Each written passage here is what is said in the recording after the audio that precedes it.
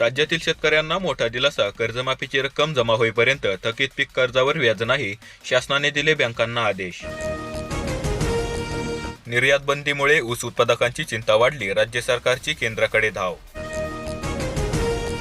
माहिती अधिकार कायद्यातील बदलांना स्थगिती. मुख्यमंत्री देवेंद्र फडणवीसांचा पुढाकार. अण्णा हजारेंच्या मागण्यांची दखल. शेतकऱ्यांना विनाअट सरसकट कर्जमाफी द्यावे, तसेच विद्यार्थ्यांच्या विविध प्रलंबित प्रश्नावर शासनाने योग्य निर्णय द्यावा, अशी मागणी आमदार रोहित पवार यांनी केली. खरीप 2025 मधील हंगामात झालेल्या नुकसानीपोटी राज्यातील 15 लाखाहून अधिक शेतकऱ्यांच्या बँक खात्यात 1624 कोटी रुपये जमा करण्यात आले आहेत. वीज इंधन दरवाढीमुळे राज्यातील 12,000हून अधिक लघु उद्योग बंद झाले आहेत, अशी उद्योग मंत्र्यांची कबुली.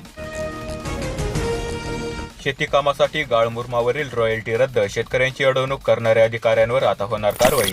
शासन निर्णय जारी.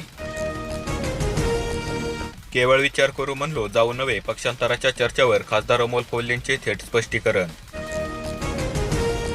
23,798 खात्यांचा तपशील अपलोड. कर्जमाफीच्या प्रक्रियेला वेग आला असून शेतकऱ्यांचे 2 लाखापर्यंत लवकरात लवकर कर्जमाफ होणार.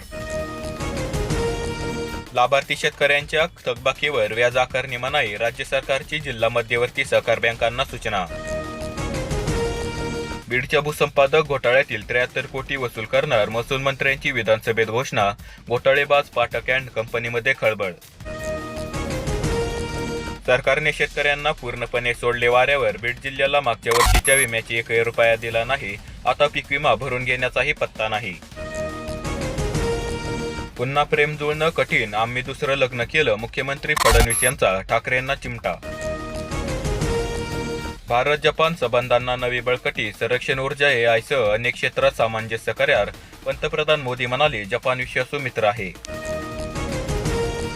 कांद्याचा बाजारभाव वाढला. निम्मा कांदा चाळीतच चढला. बाजारभाव मिळूनही कांदा उत्पादक शेतकरी तोट्यातच. भारतीय आंबा पोहोचला 45हून अधिक देशात. 2 वर्षात आंब्याची निर्यात दुप्पट होण्याची अपेक्षा.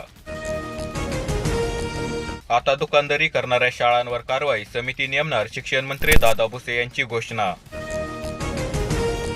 उद्धव ठाकरेंना आणखी एक धक्का. उपनेत्या शुभांगी पाटील शिंदे सेनेच्या वाटेवर. महिला शेतकऱ्यांना मिळणार कायदेशीर ओळखीचा हक्क. विधानसभेत ऐतिहासिक विधेयक एकमताने मंजुरी. उपमुख्यमंत्री सुनीत्रा पवार यांचे पहिलेच भाषण ठरले स्मरणीय. सध्या देशभरात मान्सूनचा जोर वाढत असून 16 राज्यात पावसाचा धुमाकूळ सुरू आहे. लाडकी बहीण योजनेतील महिलांना अनुदानित दरात गाई. दूध उत्पादक वाढवण्यासाठी मध्य प्रदेश सरकारची तयारी सुरू आहे. कर्जमुक्ती होईपर्यंत थकीत पीक कर्जावर व्याज आकारू नका. योजनेच्या अंमलबजावणीतील विलंबानंतर शासनाचे निर्देश. बोगस पीक विमाधारकांना शासनाचा मोठा दणका. आधार क्रमांक 5 वर्षासाठी काळ्या यादीत. फसवणुकीचे गुन्हेही होणार दाखल. बियाण्यांचे प्रमाणीकरण डिजिटल संकेतस्थळावर करणे बंधनकारक. बनावट बियाण्यांना लगाम आणि एआय तंत्रज्ञानाचा वापर. महाराष्ट्राला पाऊस झोडपणार. 6 जिल्ह्यांना रेड अलर्ट. हवामान विभागाचा इशारा. मुंबई पुण्यात पावसाचे धुमशान सुरू आहे. यंदा दुष्काळ पडणार नाही. अफवांवर विश्वास ठेवू नका. हवामान अभ्यासक पंजाबराव डक यांचा शेतकऱ्यांना मोठा दिलासा. राज्यातील शेतकऱ्यांना पीक विमा योजनेचा लाभ प्रभावीपणे मिळावा. आमदार अब्दुल सत्तार यांची मागणी. राज्यभरातील शेतकऱ्यांसाठी महत्त्वाच्या बातम्या आपण पाहिल्या आहेत. तुमचा जिल्हा कोणता कमेंटमध्ये नक्की सांगा. व्हिडिओला लाईक, शेअर आणि अशाच ताज्या बातम्या पाहण्यासाठी सबस्क्राईब करा.